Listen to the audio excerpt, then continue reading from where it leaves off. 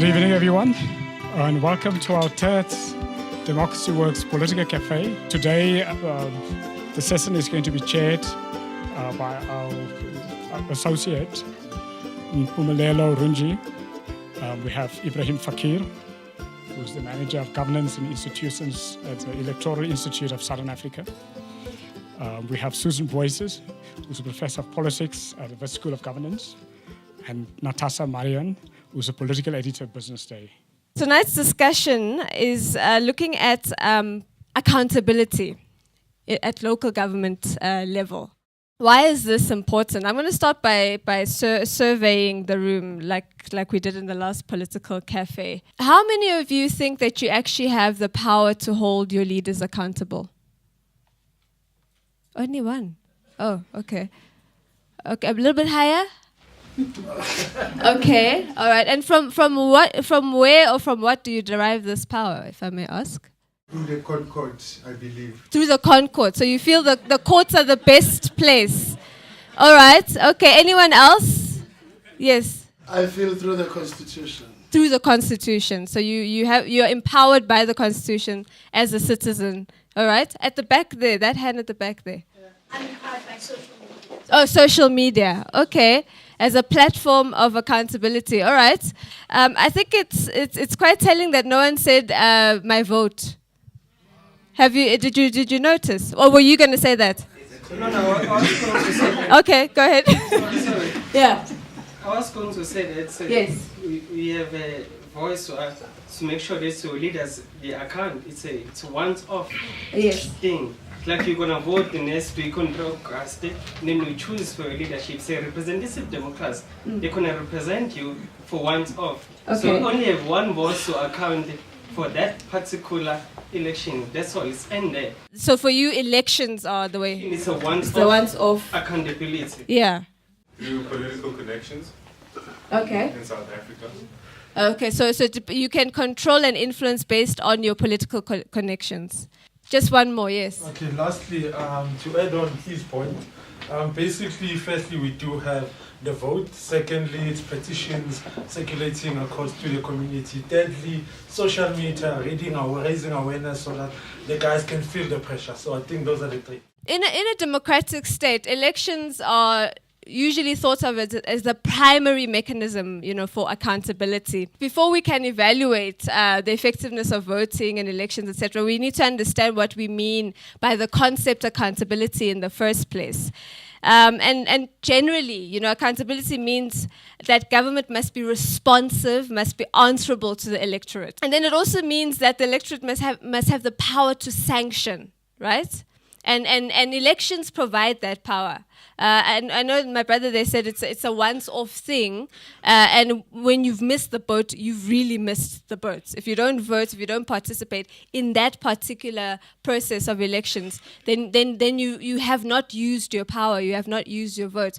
Why is electing or participating in elections important? Because there you get an opportunity to decide whether you're going to reward a specific party or punish them for either performing or not performing, or whether or not you're going to give some other party an opportunity. So it's a very important mechanism for accountability. There's this popular belief that South Africans don't vote on the basis of the performance of the government or issues per se, that they vote based on identity and partisan loyalties. The question then is this true? And if it's not true, then what does inform voting patterns in South Africa? Frankly, I'm a little discomforted by this question because I want to proffer to you that there are two ways about thinking about this ANC government. And if you think about the ANC in terms of compliance-led government, rules, the rule of law, compliance-based government, delivering jobs, expanding the economy, economic growth. The ANC on that score should be performing way below the 62.5% that it has nationally and from the majority of municipalities that it controls at the moment. But if you flip that on its head and you think about the ANC as an extension project, the extension of basic services, the construction of the largest welfare state in sub-Saharan Africa, the extension of social welfare grants to 15 million people, basic services, primary education and primary health care. And the ANC should be doing way better than the 62.5% that it enjoys nationally.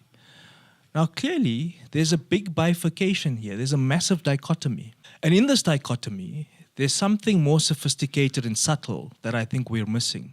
Because it makes this assumption that we are fixed in our political identities, that South African political behavior is essentially at election time a racial, or as some people like Bill Johnson and others called it, an ethnic census.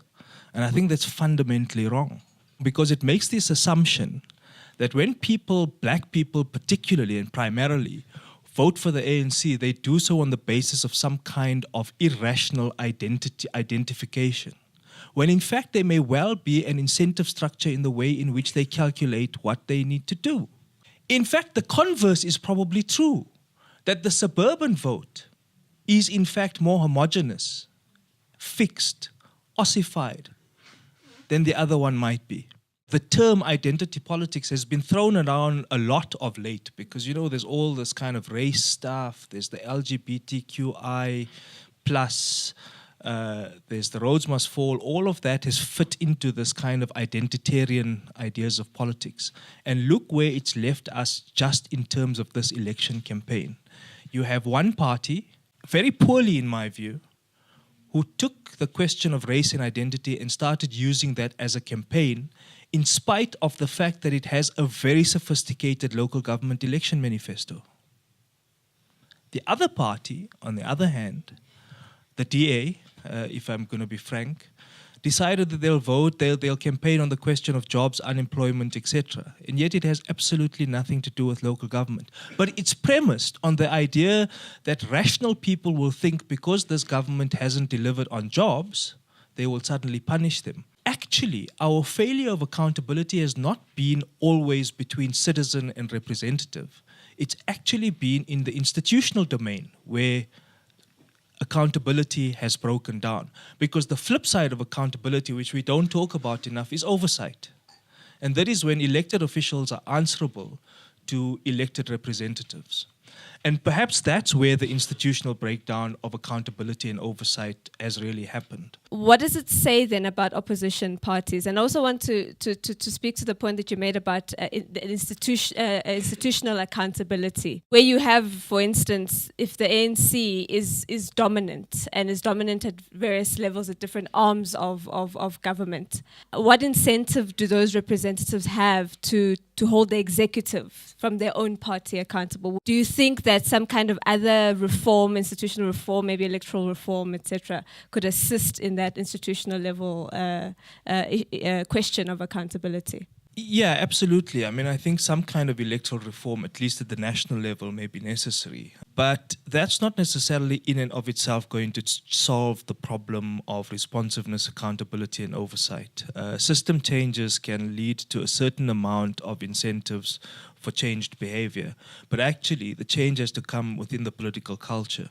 The political culture, because we make these assumptions about how people are voting or how the political behaviors are structured, and that's when we run into problems and we start seeking solutions in the institutional domain. So clearly, it appears to me as if we need interventions both in the institutional, in the regulatory, as well as in the political behavior terrain. It's actually political behavior amongst parties, because Nompumelelo, you've hit the nail on the head, where in a pure PR system, parties with large majorities who are dependent on the party bosses to be high up or low down on the list are loath to ask the kinds of questions that they ought to in Parliament. This happens to be a problem in the way in which our state is structured too. The provincial governments have a much bigger role to play in terms of oversight and accountability, and they've been failing massively at the provincial level. The third level at which there's been a failure of accountability is actually not in the institutional domain between legislature and executive. It is between the executive and the courts. And for all those who complain that the system's broken and it doesn't work, actually what they've proved over the last year and a half, all the opposition parties put together, is that on the contrary, the system actually does work. You take the sitting president to the Constitutional Court and his wings are clipped. And yet, it's the compliance questions which really now come to matter. So it's not that the president has to pay back the money for Nkandla, because clearly that's an accountability win, right? But look at the compliance behavior. And there were two orders made. The one, he must pay back a certain portion of the money. The second is that he must censure errant ministers. That's fundamentally about accountability, isn't it? Yet what did they get? They got a letter. Now, you got two options, or three rather. One is, if you want greater accountability, kidnap some of these guys, hold them to ransom, and tell them we only let you go and you do what we're supposed to. Failing that, you take to the streets, right? Failing that, you vote.